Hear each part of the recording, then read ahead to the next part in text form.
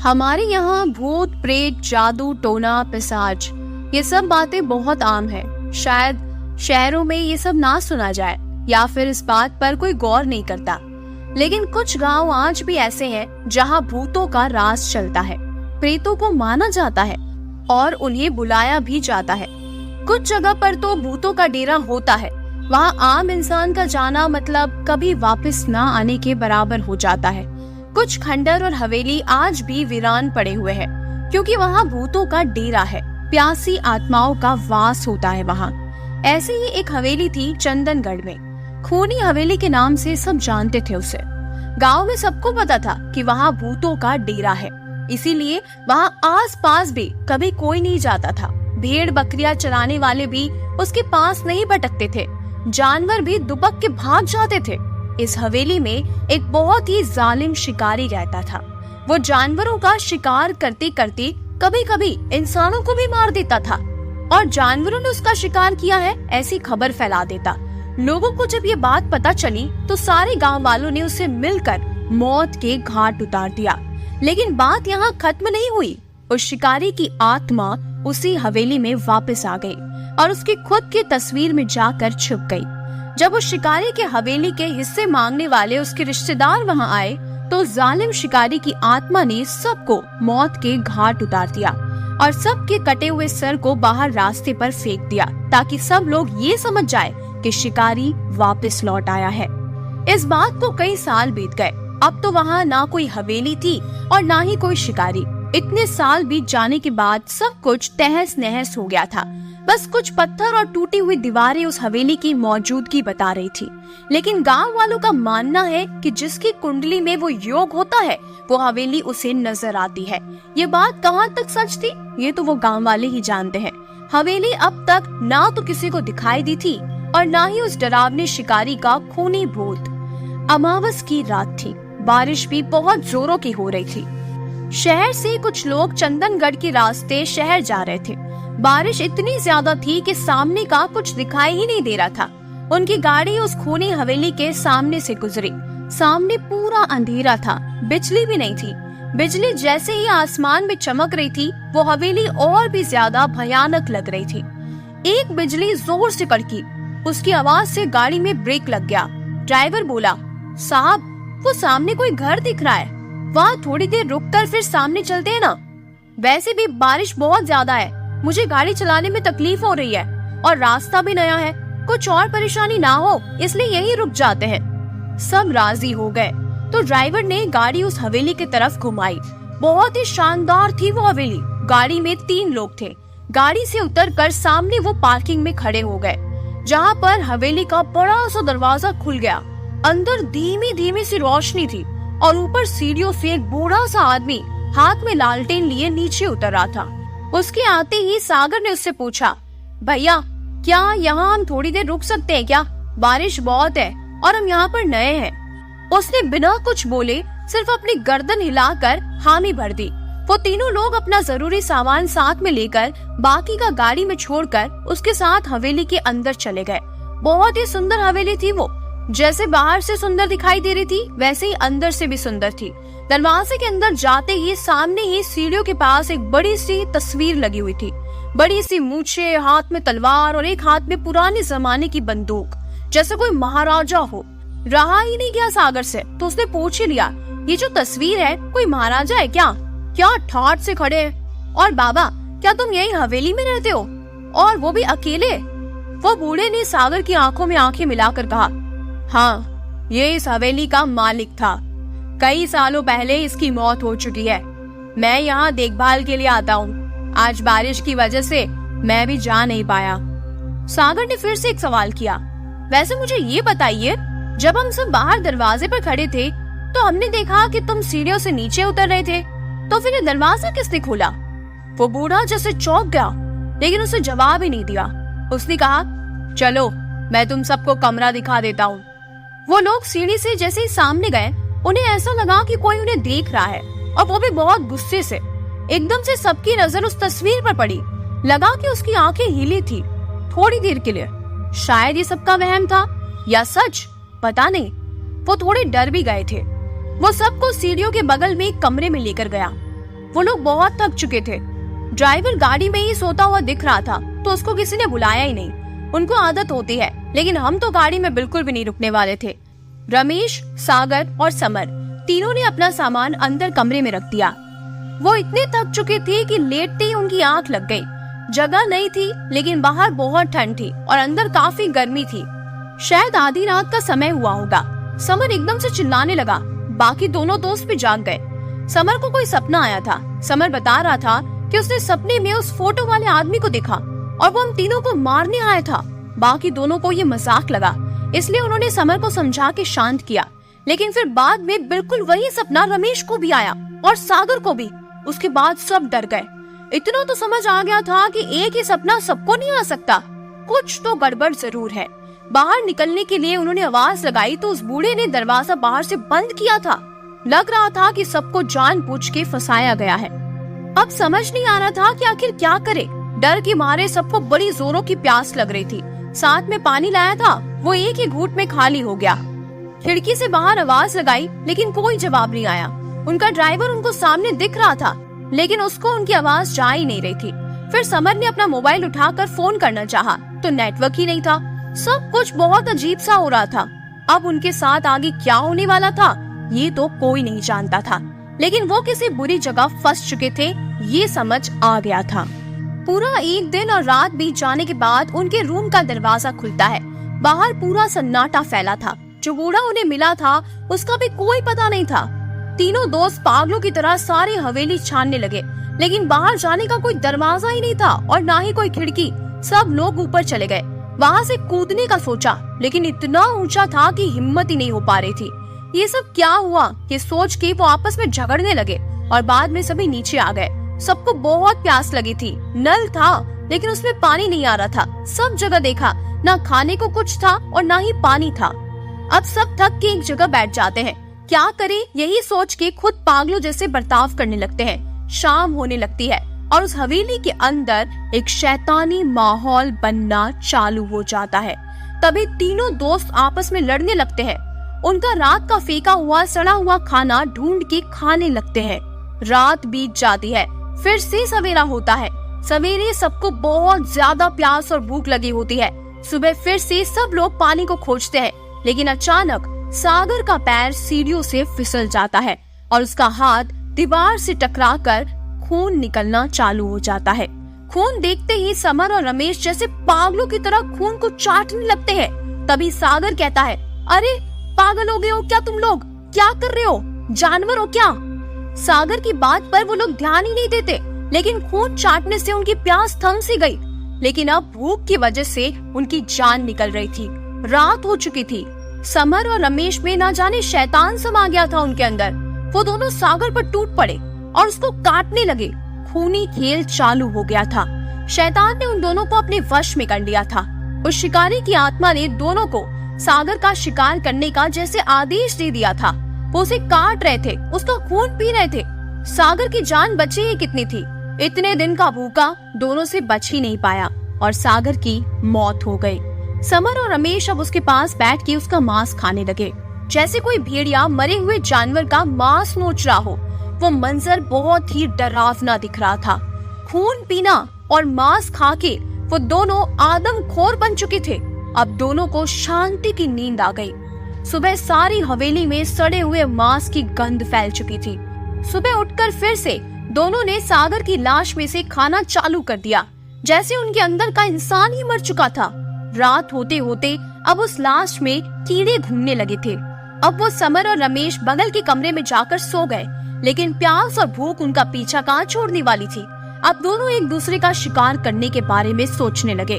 रमेश ने चालाकी से दरवाजे के बाहर खड़े रहकर पीछे से समर के ऊपर वार किया। समर का सिर किसी नारियल की तरफ फट चुका था और जमीन पर खून ही खून था। रमेश जानवरों की तरह कभी फर्श चाटता तो कभी समर की लाश का मांस खाता। हैवानियत अपने चरम सीमा पर थी। शैतान उसके ऊपर हावी हो चुका था। शैतान ने रमेश को कुछ सोचने का मौका ही नहीं दिया। वो अपनी भूख मिटाकर अब आराम करने लगा। सुबह होने वाली थी। पहली किरण हवेली के अंदर पहुंची और दरवाजा खुल गया। दरवाजे के खुलने की आवाज भी ऐसी थी जैसे सालों से बंद पड़ा था। रमेश अब ठीक से चल भी नहीं पा रहा था। बाहर निकलकर उसने देखा तो बारिश रुक चुकी थी। उसने उनकी गाड़ी देखी, वहां तक वो जैसे तैसे चल कर गया। दरवाजे पर जोर से हाथ मारा। अबे ड्राइवर! ड्राइवर हड़बड़ा के उठता है। जी साहब, और दरवाजा खोलकर बाहर आता है। वो रमेश को उठा के गाड़ी में बिठाता है। साहब, बाकी सब लोग कहाँ हैं? ड्राइवर ने रमेश से पूछा। रमेश रोने लगता है। वो दोनों उस हवेली में, और जैसे ये गाड़ी की खिड़की से बाहर देखता है तो पूरा चौंक जाता है। वहाँ कोई हवेली थी ही नहीं, सिर्फ कुछ टूटी हुई दीवारें थी और मिट्टी के ढेर थे। सब कुछ समझ के परे था। खुद पागलों जैसे महसूस करने लगा था रमेश। तभी रमेश ड्राइवर पर चिल्लाया, हम लोग यहाँ इतने दिन से फंसे थे उस हवेली में, तूने हम लोगों को ढूंढा क्यों नहीं? साहब, हम सब कल रात को ही तो यहाँ आए थे, सिर्फ बारिश के लिए रुके थे। ड्राइवर डरते हुए बोला। अब मानो रमेश का खून ही सूख गया। उसके साथ पिछले 4 दिन से जो हो रहा था वो क्या था? सपना या कोई छलावा? हवेली गायब, और उसके दोनों दोस्तों का क्या हुआ था वो तो बस रमेश ही जानता था। वो बर्फ की तरह एक जगह जम गया, हिल भी नहीं पा रहा था। ड्राइवर ने जरा डर के रमेश को हाथ लगाया। साहब, रमेश गाड़ी की सीट पर ही गिर जाता है। वो सदमा सहन ही नहीं कर पाता और उसकी मौत हो जाती है। उस हवेली में क्या हुआ था? उनके साथ क्या हुआ था? उसके दोस्त कहाँ गए? किसी को कुछ पता नहीं चला और ये सारे राज रमेश की मौत के साथ ही दफन हो चुके थे। कहानी पसंद आई है तो वीडियो को लाइक और चैनल को सब्सक्राइब जरूर कीजिएगा। चुड़ैल क्या होती है? बता सकता है तुम में से कोई क्या होती है चुड़ैल? मैंने अपने दोस्तों से पूछा। मुझे याद है, ये उस दिन की बात है जब हम दोस्त मिलकर पूस की रात में जलते हुए अलाव के आगे बैठे हुए थे। हवा इतनी ठंडी चल रही थी कि हड्डियां तक गल जाए। वो तो उस अलाव का सहारा था जो ठंड का तनिक भी एहसास नहीं होने दे रहा था। साथ में जलते हुए अलाव से आती जलती हुई लकड़ियों के चड़चड़ाने की आवाज हमारे कानों को चीरती हुई हमें डराने की कोशिश कर रही थी। पर हम सब मिलकर सुबह होने का इंतजार कर रहे थे और ये रात कैसे भी कट जाए इसलिए हम बातें करके अपना समय व्यतीत करने लगे। हम रात में इतनी ठंड में वहाँ क्यों थे? हम कौन थे? जिस जगह पर हम थे वो जगह बैंगलोर मैसूर हाईवे पर थी। बिल्कुल सुनसान, अनजानी सी, हाईवे के साथ मुख्य सड़क से बिल्कुल सटी हुई, लेकिन सड़क पर वाहनों की आवाजाही शून्य थी। फिर भी हम यहाँ पहुँचे कैसे?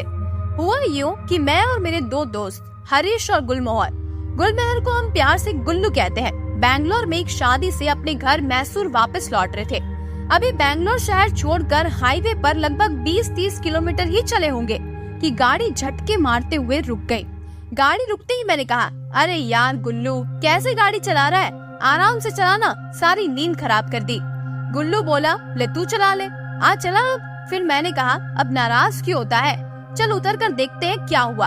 पता नहीं यार, ऐसा लगा कि कोई हवा का झोंका गाड़ी से आके टकराया हो और इसीलिए हड़बड़ी में गाड़ी रोक दी, गुल्लू ने कहा। फिर हम तीनों गाड़ी से उतरे, देखा इंजन गर्म हो चुका है, बॉनेट से धुआं बाहर आ रहा है।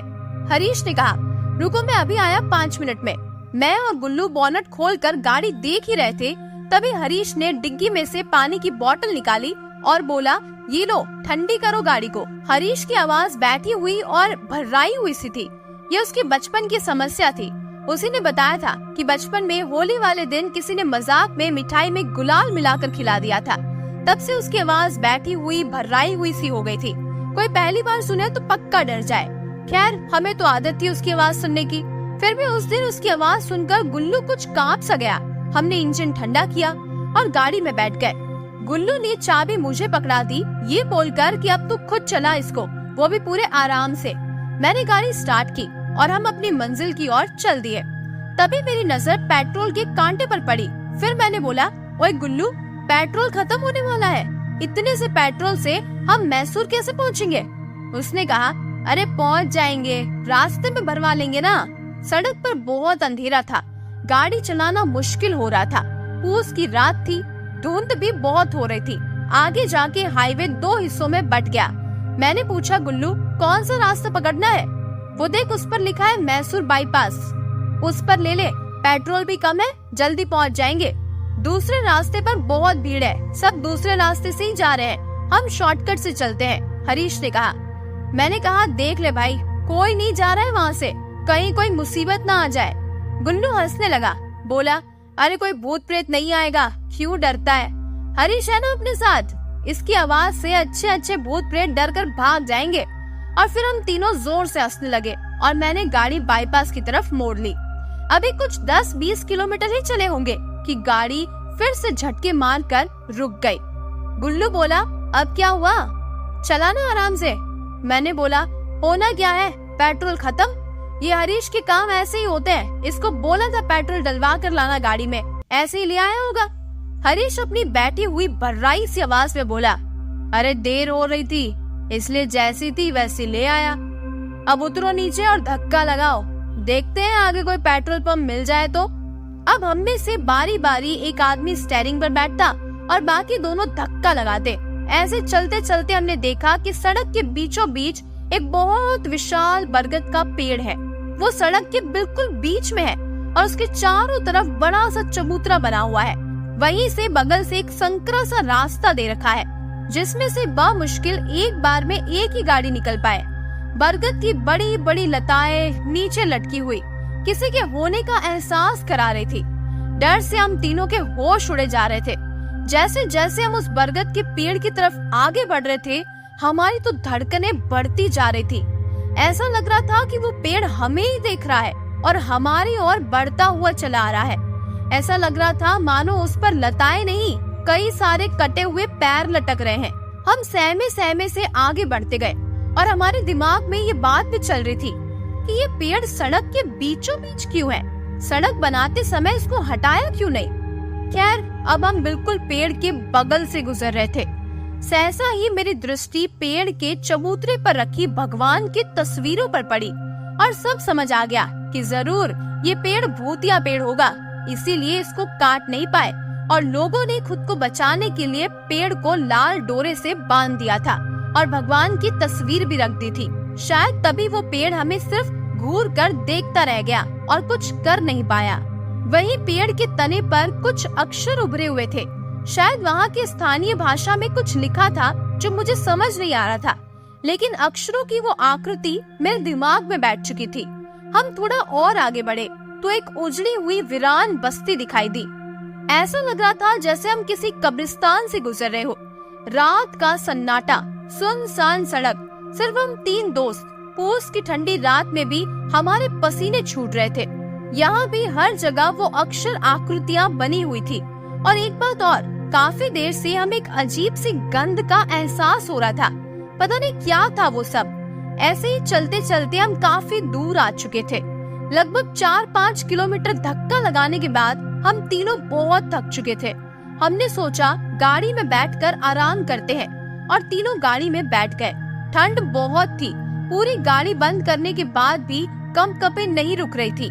तभी हरीश बोला चलो बाहर अलाव जलाकर आग सेकते हैं, ऐसे तो गाड़ी में कुल्फी जम जाएगी हमारी। रात काफी हो चुकी थी, करीब 12 से 1 बजे के बीच का वक्त रहा होगा। हम गाड़ी से बाहर निकले, सड़क से नीचे उतरकर एक कोने में जगह ढूंढी, फिर लकड़ियां इकट्ठा की और अलाव जलाया।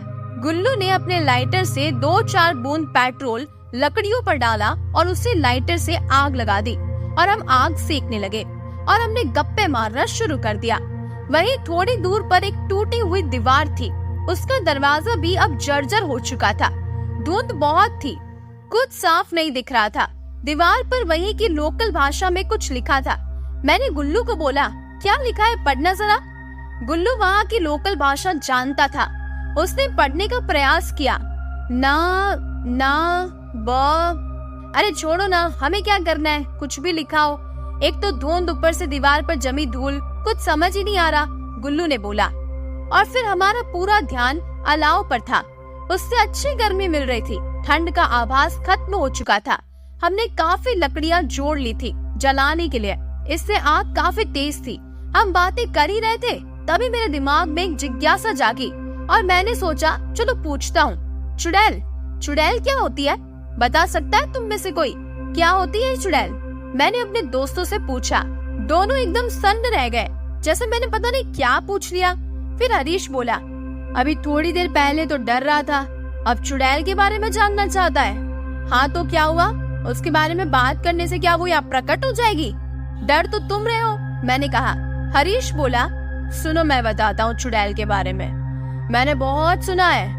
और वो अपनी भर्राती हुई डरावनी सी आवाज में लगा सुनाने चुड़ैल के किस्से।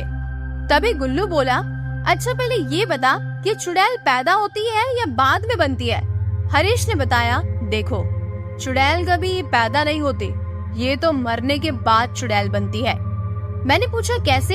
हरीश बोला, कहा यह जाता है कि जब कोई गर्भवती महिला दिवाली के 5वें दिन प्रसव पीड़ा में अप्राकृतिक मौत के कारण मर जाए तो वो बाद में चुड़ैल बन जाती है। चुड़ैल दिखने में बहुत ही डरावनी होती है।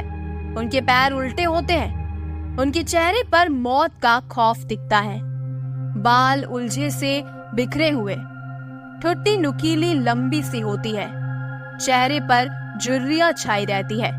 ये कोई भी रूप धारण कर लेती है, स्त्री पुरुष कोई भी। ये किसी की भी आवाज निकाल कर तुम्हें बहला सकती है। ऐसा सुना है कि रात में ये दरवाजे पर दस्तक देती है, तुम्हारे किसी चहेते की आवाज में। इस तरह निकाल कर पुकारती है कि जैसे वो किसी मुसीबत में हो और तुम झट से दरवाजा खोल दोगे और ऐसा करते ही तुम्हारी मौत हो जाएगी। ये पुरुषों को सुंदर महिला बनकर लुभाती है और उनका खून चूस कर अपनी उम्र को बढ़ाती है। इतने में गुल्लू बोला, डायन भी तो यही करती है ना, पुरुषों को अपने वश में करती है। तो क्या डायन और चुड़ैल एक ही चीज है?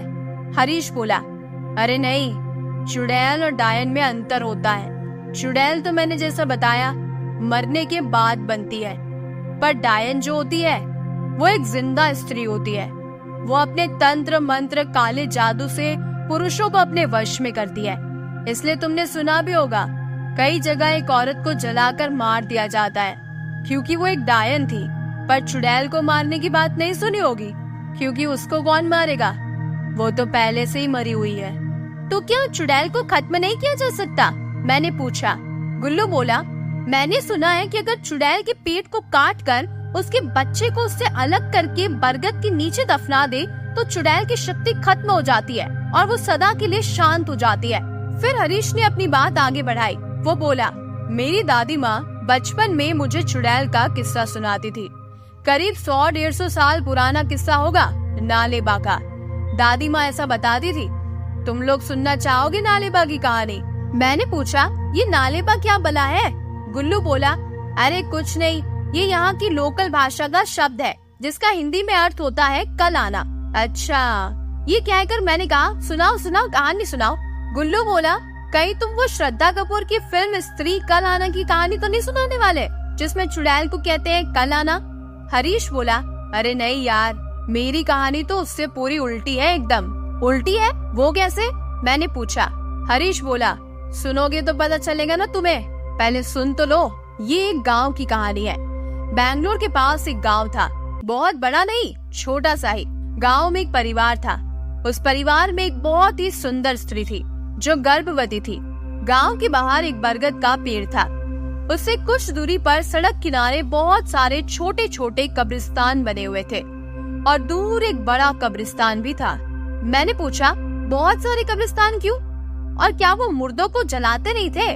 नहीं, उस गांव की अपनी एक परंपरा थी जिसमें मरने वाले की आधे शरीर को, मतलब धड़ से नीचे वाले हिस्से को जलाया जाता था और ऊपर वाले हिस्से को दफनाया जाता था। और एक व्यक्ति को दफनाने के बाद कब्रिस्तान की दीवार पर लिख दिया जाता था नालेबा, मतलब कल आना। गुल्लू बोला, ऐसा क्यों भाई? एक कब्रिस्तान में एक मुर्दा क्यों और नालेबा क्यों लिखते थे? हरीश बोला, क्योंकि मुर्दों को 2 हिस्सों में रखा जाता था। एक को बरगद के नीचे जला दिया जाता था तो दूसरे को दफना दिया जाता था। जब दफनाया जाता था तो साथ में उनके सारे वस्त्र और खाने पीने का सामान भी रखा जाता था। ऐसा कहा जाता था कि जो भी स्त्री गर्भावस्था में अप्राकृतिक मौत मरेगी वो चुड़ैल बनेगी। ये मैंने बताया था ना अभी। बस इसीलिए इसकी खाने की व्यवस्था वहीं कर दी जाती थी ताकि चुड़ैल वहाँ से बाहर ना आए। यदि कोई इन्हें देख ले तो चुड़ैल उसे मार डालेगी। इसीलिए कब्रिस्तान के बाहर नालेबा लिख दिया जाता था ताकि कोई भूल से भी अंदर ना चला जाए। और क्या उसका खाना कभी खत्म नहीं होता था क्या? कौन देता था खाना? और क्या चुड़ैल जो खाना देता था उन्हें नहीं खाती थी? गुल्लू ने उत्सुकता से पूछा। हरीश बोला, एक साथ इतने प्रश्न, जवाब देता हूँ ना सबका। जब भी खाना खत्म होता था तो उसके परिवार का ही कोई सदस्य वहाँ पर भेड़ बकरियां बांध कर आता था। वो दिन में ही जाता था और सूरज छिपने से पहले वापस आ जाता था। मैंने कहा, दिन में चुड़ैल नहीं आती क्या? हरीश बोला, हाँ भाई, चुड़ैल सूरज की रोशनी सहन नहीं कर सकती, इसीलिए वो रात में ही बाहर आती है। अच्छा, एक बात समझ नहीं आई, ये कब्रिस्तान की दीवार पर नालेबा क्यों लिखते थे? गांव में ये तो सबको पता ही होगा, फिर क्या जरूरत आ गई? गुल्लू ने पूछा। इस पर हरीश का जवाब था, गांव से बाहर के लोगों को तो नहीं पता होगा ना, ये मुख्य सड़क के साथ ही है गांव। बहुत लोग आते जाते थे बाहर से, इसलिए कोई भूल से वहाँ रुके नहीं, इसलिए ये लिखना जरूरी था। और ये धड़ के नीचे के हिस्से को अलग से जलाने का क्या कारण था? मैंने उत्सुकता से पूछा। हरीश ने बताया, गांव के लोग ऐसा मानते थे कि ऐसा करने से चुड़ैल अपाहिज हो जाएगी और लोगों को परेशान करने के लिए इस कब्रिस्तान से बाहर ज्यादा दूर नहीं जा पाएगी, गांव में प्रवेश नहीं कर पाएगी, ऐसा गांव वालों का मानना था। अच्छा, ये जो चुड़ैल होती है ये किसी भी स्त्री पुरुष का रूप बना लेती है, कितनी देर तक वो ऐसा कर सकती है? गुल्लू ने हरीश को बीच में रोकते हुए पूछा।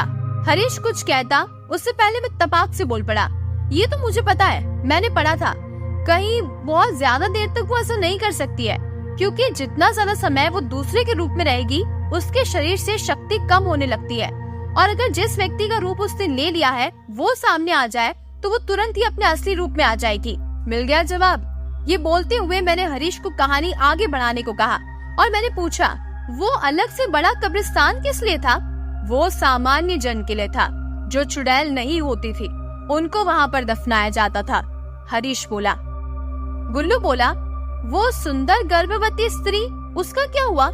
हरीश बोला, सारी कहानी उसी की तो है। वो स्त्री अपने परिवार की बड़ी बहू थी और पहली बार गर्भवती हुई थी। उसको अपने भेड़ बकरियों से बहुत प्यार था। उसके पास एक बकरी का मेमना था जिसको वो भोली कहकर पुकारती थी। उसको उससे बहुत लगाव था। एक क्षण के लिए भी वो उसकी आंखों से ओझल होता तो वो खाना पीना छोड़कर उसी को ढूंढा करती। जब तक वो मिल नहीं जाता वो कुछ खाती पीती ही नहीं थी। पूरा दिन घर में काम करती थी और शाम को अपनी भेड़ बकरियों को चराने के लिए जंगल ले जाया करती थी। बेचारी घर में भी अकेले ही सारा काम करती थी, फिर भी उसके घर वाले उसे ताना मारा करते थे। वो कुछ ना कहती, चुपचाप सारा दिन काम में लगी रहती। वो बहुत परेशान थी। भोली ही एकमात्र सहारा थी उसका, उसी से अपने सुख दुख बतला लेती थी।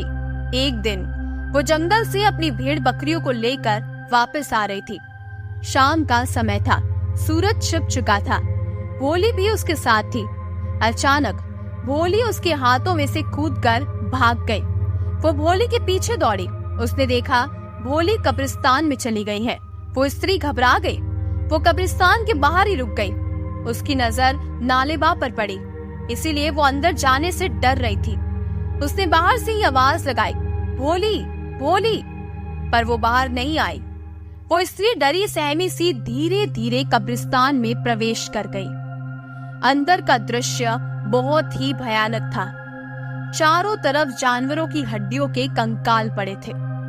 वो थोड़ा और आगे बढ़ी, धीरे धीरे अपने डर को खुद में समेटते हुए उसने कांपते हुए होठों से आवाज लगाई, भोली भोली, और अपनी नजरें इधर उधर घुमाई। तभी अचानक उसकी नजर एक औरत पर पड़ी जिसने काले वस्त्र पहने हुए थे। बिखरे हुए बाल थे उसके, चारों ओर खून बह रहा था। वो वहां जमीन पर बैठी हुई कुछ खा रही थी। उसके चबाने की आवाज पूरे कब्रिस्तान में गूंज रही थी।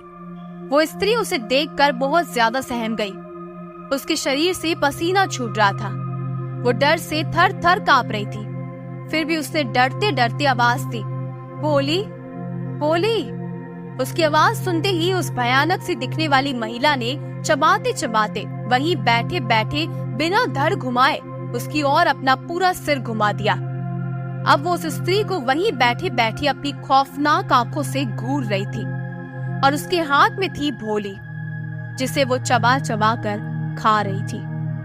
उस गर्भवती स्त्री ने जब ये मंजर देखा तो उससे रहा नहीं गया और वो अपनी भोली को उससे छीनने के लिए उसकी तरफ भागी। इससे पहले कि वो कुछ कर पाती, उस भयानक खौफनाक चुड़ैल ने उस स्त्री को जोर से धक्का दिया। वो स्त्री दूर जाकर जोर से जमीन पर गिर गई। उसके पेट में जो बच्चा था उसने तुरंत ही दम तोड़ दिया। जैसे ही उस स्त्री को इसका आभास हुआ, उसने भी तुरंत ही अपने प्राण त्याग दिए और अब उस स्त्री के मृत शरीर में उस चुड़ैल ने प्रवेश कर लिया। अब वो चुड़ैल शक्तिशाली हो चुकी थी, क्योंकि अब वो कब्रिस्तान के बाहर जा सकती थी, गांव में भी प्रवेश कर सकती थी, क्योंकि उसे अब पूरा शरीर मिल चुका था चलने फिरने के लिए। धीरे धीरे उस चुड़ैल का आतंक बढ़ता गया। उसने सभी कब्रिस्तान की चुड़ैलों को भी खुद में मिला लिया और उसकी शक्ति बहुत ज्यादा बढ़ चुकी थी। गांव की स्थिति खराब होने लगी। आलम ये था, जो भी पुरुष अकेला सोता था वो अगली सुबह अपने बिस्तर से गायब मिलता था। कुछ घटनाएं तो ऐसी हुई कि चुड़ैल रात में जाती, आवाज लगाती, जो भी पुरुष दरवाजा खोलता उसे अपने साथ लेकर हवा बनकर गायब हो जाती। धीरे धीरे गांव में पुरुषों की संख्या कम होने लगी। फिर लोगों ने इसका उपाय ढूंढने की कोशिश की और इसका उनको वही एक उपाय सूझा जो उन्होंने कब्रिस्तान के लिए सोचा था, और वो उपाय था कि सबने अपने दरवाजे पर लाल शाही से लिख दिया नालेबा, अर्थात कल आना।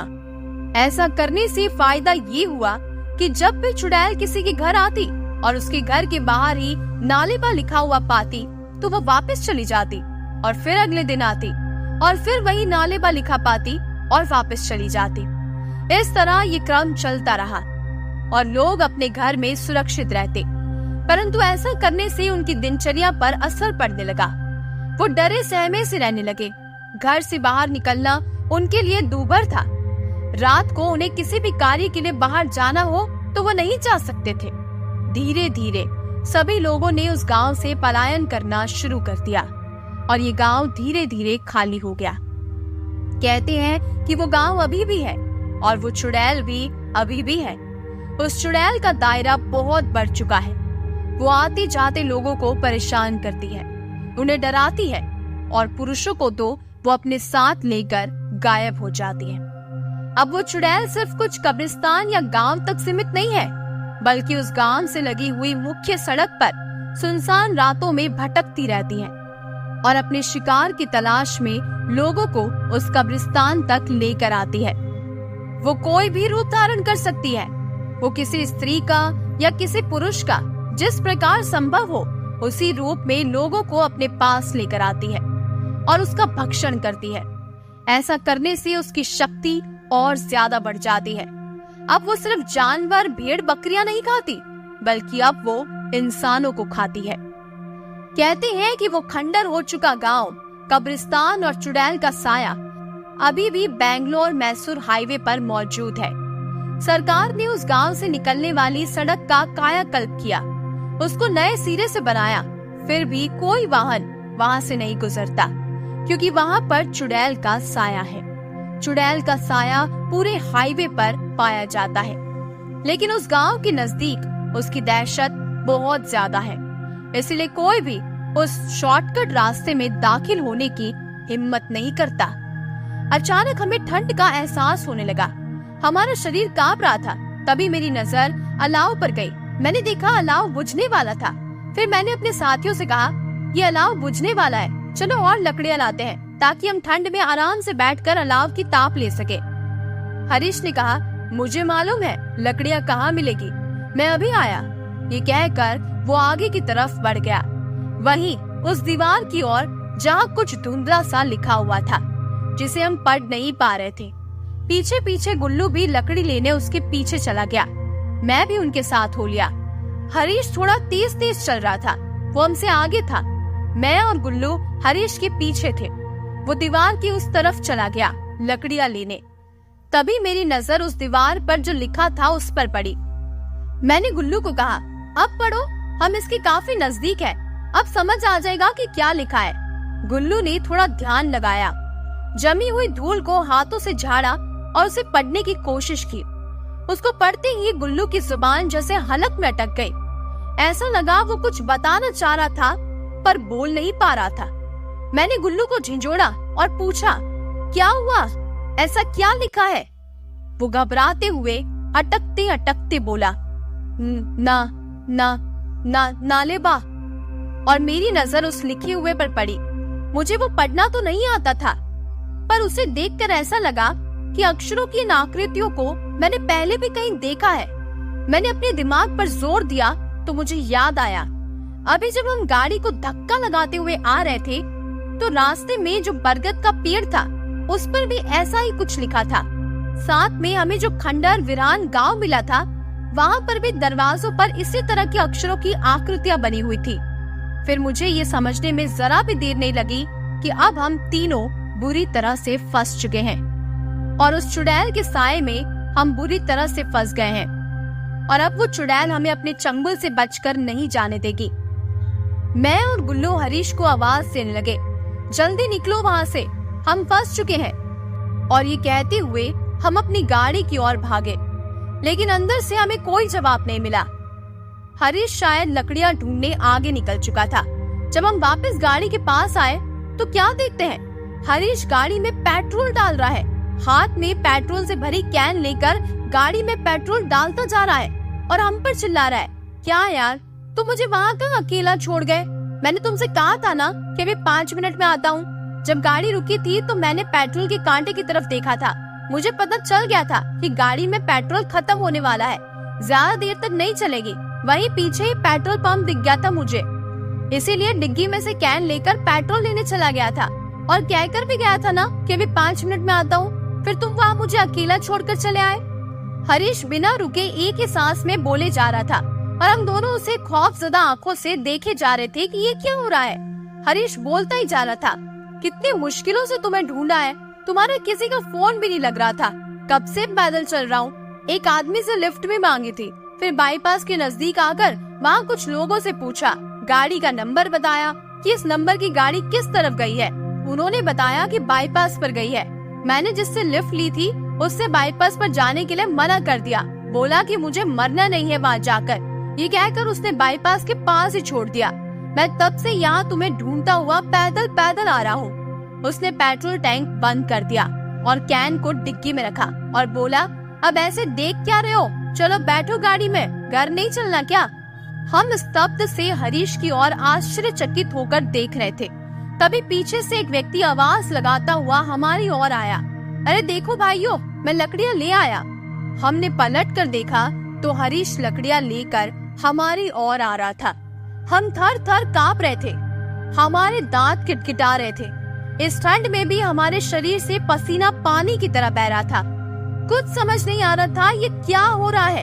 इधर भी हरीश, उधर भी हरीश, कौन सही और कौन गलत? हम किस माया जाल में फंस गए हैं? जैसे ही लकड़ियाँ लिए हुए हरीश हमारे नजदीक आया तो उसकी नजर हमारे साथ खड़े हरीश पर पड़ी और दोनों की आंखें आपस में टकराई और तुरंत ही लकड़ी लिए हुए हरीश के हाथों से लकड़ियाँ जमीन पर गिर गई और एक तेज हवा का झोंका आया और वो हरीश अब एक भयानक हंसी वाली चुड़ैल में तब्दील हो चुका था। उसके बिखरे हुए बड़े बड़े बाल, आंखों से टपकता हुआ खून, चेहरे पर झुर्रियां और नुकीली ठुड्डी देखकर हमें समझने में जरा भी देर नहीं लगी कि ये वही चुड़ैल है जिसका इस गांव और हाईवे पर साया मंडराता रहता है। अब हमें उससे बचकर निकलना था, लेकिन वो चुड़ैल बहुत ही शक्तिशाली थी, उससे बच पाना बहुत मुश्किल था। वो हमारी ओर बढ़ने लगी और हम उससे खुद को बचाने का प्रयास करने लगे। उसने हम पर जानलेवा हमला किया। जैसे तैसे हमने अपनी जान बचाई और हम तीनों अलग अलग दिशा की ओर भागे।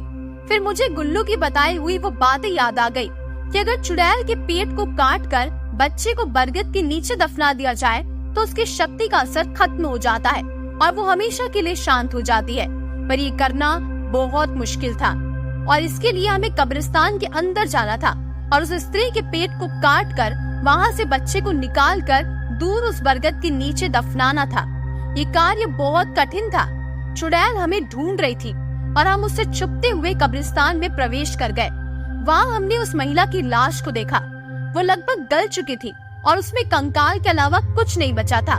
हमने देखा उसके पेट वाले हिस्से पर छोटा सा कंकाल है। वो निश्चित ही उसका मरा हुआ बच्चा होगा। हमने उसे उठा लिया। उसके बच्चे को उठाते ही वो चुड़ैल बहुत ही विकराल हो गई और भयानक तरीके से हम पर हमला करने लगी। हम उसके हमले से बचने का लगातार प्रयास करते रहे और बचते बचाते जैसे तैसे डरते हुए हम बरगद के नीचे पहुँचे और बरगद के पास पहुंचकर हमने तुरंत उसके बच्चे को दफनाने का प्रयास किया। लेकिन बरगद पर लटक रहे कटे हुए पैर हमारे काम में बाधा बन रहे थे और वो हमें लगातार परेशान कर रहे थे और हमें ये काम करने ही नहीं दे रहे थे। तभी अचानक वो कटे हुए पैर शांत हो गए। गुल्लू ने फटाफट गड्ढा खोदा और हरीश ने उसे दफना दिया। उसके दफन होते ही एक भयानक चीख हमें सुनाई दी और देखा कि हवा में चारों तरफ चुड़ैलें मंडराने लगी। वो सब कब्रिस्तान के बाहर थी, क्योंकि जो चुड़ैलें थी वो उस औरत के द्वारा आपस में जुड़ी हुई थी। अब हमने बच्चे को दफना दिया था। उस औरत की आत्मा को मुक्ति मिल चुकी थी और इस कारण से सभी चुड़ैल औरत के शरीर से बाहर निकलकर चारों तरफ आसमान में फैल चुकी थी। अब बचना हमारे लिए और मुश्किल लगने लगा था। हम सबको काफी चोटें आ चुकी थी। हम लहूलुहान हो चुके थे। अब तो सिर्फ वहाँ से भागकर ही जान बचाई जा सकती थी। लेकिन भागे भी कैसे? क्या तरीका हो भागने का? हमने सोचा। थोड़ी देर बाद मुझे सूझा कि हम लहूलुहान तो पहले से ही हैं और हम नहीं चाहते कि हमारा और खून बहे और हम इन चुड़ैलों का भोजन बन जाए। यही सोचते हुए मैंने अपनी उंगली से बहते हुए खून से कार के पिछले शीशे पर अक्षरों की उन्हीं आकृतियों को बना दिया जिसका अर्थ होता है नालेबा। और हम उस गाड़ी में बैठ गए। हरीश ने गाड़ी स्टार्ट की और हम तीनों उसमें बैठकर वहाँ से भाग निकले। चुड़ैल हमारे पीछे आई, लेकिन जब उसने गाड़ी के पीछे नालेबा लिखा हुआ देखा तो वो वहीं रुक गई और हम वहाँ से सही सलामत वापस अपने घर पहुँच गए। तो कैसी लगी आपको ये कहानी? कहानी पसंद आई है तो वीडियो को लाइक और चैनल को सब्सक्राइब जरूर कीजिएगा। ऐसे ही भूतिया रहस्यमय कहानियों को सुनने के लिए चैनल से जुड़े रहिएगा।